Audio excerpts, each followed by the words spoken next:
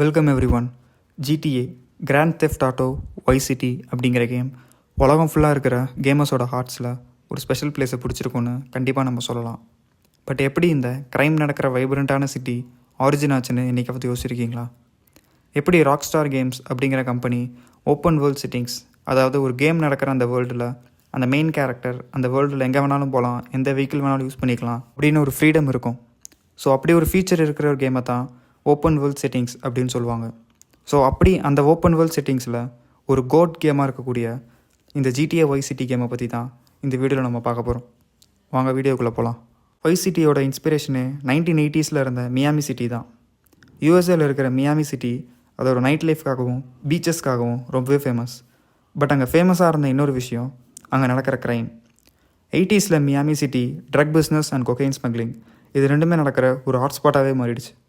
எந்த அளவுக்குன்னு பார்த்தீங்கன்னா மியாமியோட அடையாளமாகவே இதுதான் அப்படின்னு சொல்கிற அளவுக்கு அங்கே கிரிமினல் ஆக்டிவிட்டீஸ் அவ்வளோ நடக்க ஆரம்பிச்சிருச்சு.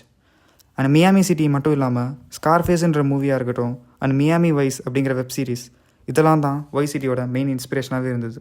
இதெல்லாம் பார்த்து ரொம்பவே அட்ராக்ட் ஆன rock star north 1980s Miami சிட்டியோட எனர்ஜியை ரீக்ரியேட் பண்ணி கேமர்ஸ்க்கு ஒரு மறக்க முடியாத எக்ஸ்பீரியன்ஸை கொடுக்கணும்னு ஆசைப்பட்டாங்க. அப்படி ஆசைப்பட்டது மட்டும் இல்லாமல் வைஸ் சிட்டியை ஜிடிஏ 3யோட ஒரு ஃபாலோஅப்பாக டெவலப் பண்ண ஆரம்பித்து இந்த ஓப்பன் வேர்ல்டு எக்ஸ்பீரியன்ஸை அடுத்த கட்டத்துக்கு எடுத்துகிட்டு போகணும்னு நினச்சாங்க.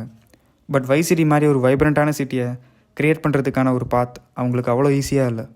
மியாமி சிட்டியோட ஆர்கிடெக்சரையும் கல்ச்சர் பற்றியும் பேசிக் லெவலில் இருந்து படிக்க ஆரம்பித்து மியாமி சிட்டி மாதிரியே வைஸ் சிட்டியை 2 மெயின் ஐலாண்ட்ஸாக டிவைட் பண்ணி அதில் ocean beach, downtown, little Havana அப்படின்னு நிறைய ஐகானிக்கான ரியல் லைஃப் லொக்கேஷன்ஸை ரீக்ரியேட் பண்ணாங்க.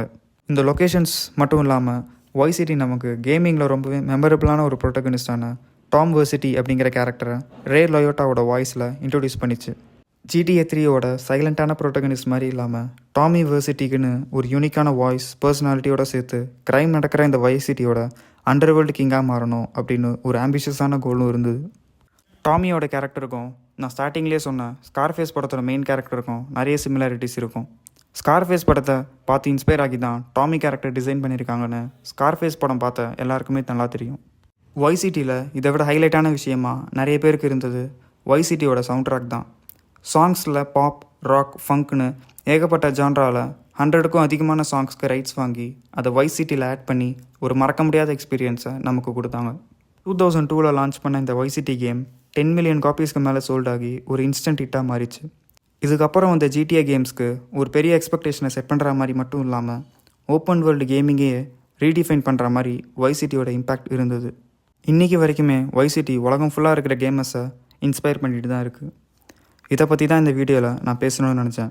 ஒரு சிட்டியை எப்படி 1980s மியாமியில் நடந்த இன்சிடென்ட்ஸை பேஸ் பண்ணி ராக் ஸ்டார் கேம்ஸுங்கிற கம்பெனி உருவாக்கினாங்க அப்படிங்கிறத பார்த்தோம். ஜிடிஏ வைஸ் சிட்டியில் உங்களோட ஃபேவரட் மிஷன் என்ன அப்படிங்கிறத கமெண்ட்டில் சொல்லுங்கள். நான் வேறு ஏதாவது டாபிக் பேசணும்னு நினச்சிங்கனாலும் கமெண்ட்டில் சொல்லுங்கள். தேங்க்ஸ் ஃபார் வாட்சிங் திஸ் வீடியோ.